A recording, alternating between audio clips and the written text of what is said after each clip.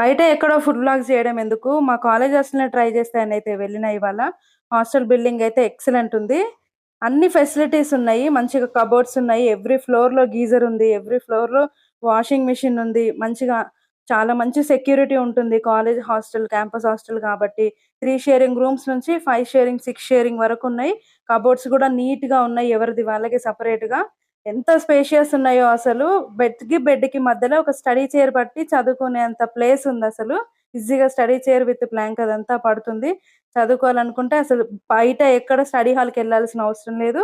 Full shelves గూడా ఉన్నాయి. Books, బట్టలు, లగేజ్ ఎంత ఉంటే అంత పెట్టుకోవచ్చు.